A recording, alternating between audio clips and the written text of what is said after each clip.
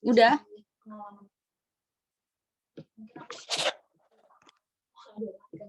Assalamualaikum warahmatullahi wabarakatuh. Kami dari kelompok 8, yaitu dengan judul Strategi Manajemen Bakat dan Karyawan. Dengan kelompok yang pertama ada Anggit Malvilona, Silvia Rahmawati, dan Salwa Diasibi.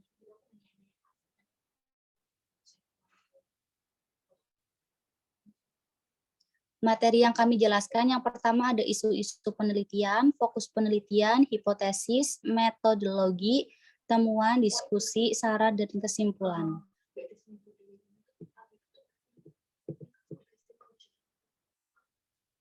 Yang pertama, isu-isu penelitian.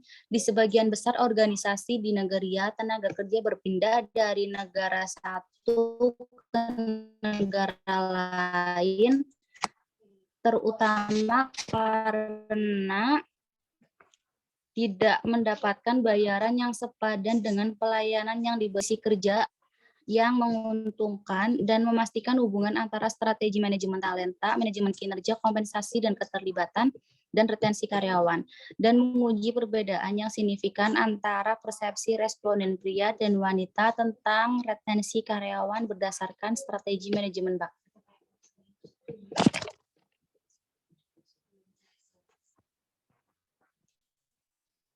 Selanjutnya, fokus penelitian. Untuk menumbuhkan peluang organisasi menjadi lebih besar di dunia akan ditentukan dengan kemampuan organisasi untuk memiliki orang yang tepat, di tempat yang tepat, dan juga pada waktu yang tepat. Manajemen bakat memastikan organisasi memiliki karyawan yang tepat dengan keahlian yang sesuai di tempat yang tepat untuk mengakses strategi bisnis untuk memastikan bahwa organisasi itu berkembang.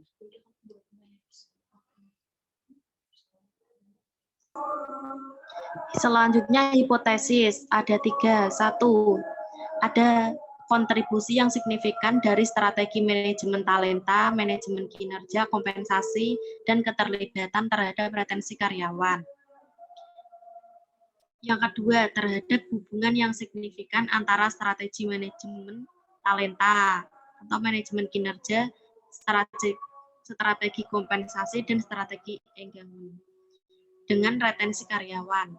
Yang ketiga, terdapat perbedaan yang signifikan antara persepsi responden pria dan wanita tentang retensi karyawan.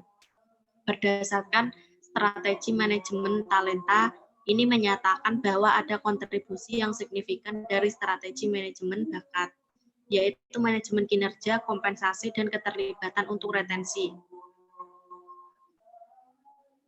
Next. Selanjutnya, metodologi. Desain penelitian yang tepat dan dipilih untuk penelitian akademik ini adalah survei deskriptif. Populasi target penelitian ini meliputi seluruh karyawan CLTD, Anjalna Farm, Anjalna negara bagian Oyo, Nigeria. Pada saat survei dilakukan sebanyak 360 karyawan. Sebanyak 108 responden dipilih untuk meneliti dengan menggunakan teknik Stastifil sampling dan distratifikasi oleh masing-masing departemen dalam organisasi. Alat utama yang digunakan dalam penelitian ini adalah kuesioner terstruktur untuk mengumpulkan data. Kuesioner dibagi menjadi 5 bagian. Bagian pertama adalah informasi demografis, bagian kedua adalah skala retensi karyawan. Bagian ketiga adalah skala partisipasi karyawan. Bagian keempat adalah skala manajemen kinerja dan bagian kelima adalah skala manajemen gaji. Para peneliti menggunakan skala penilaian respon Likert 4 poin, mulai dari sangat setuju hingga sangat tidak setuju. Reliabilitas dan validitas kuesioner diuji hasil terbukti efektif dan reliabel. Data yang dikumpulkan di lokasi dianalisis menggunakan paket statistik ilmu sosial atau SPSS.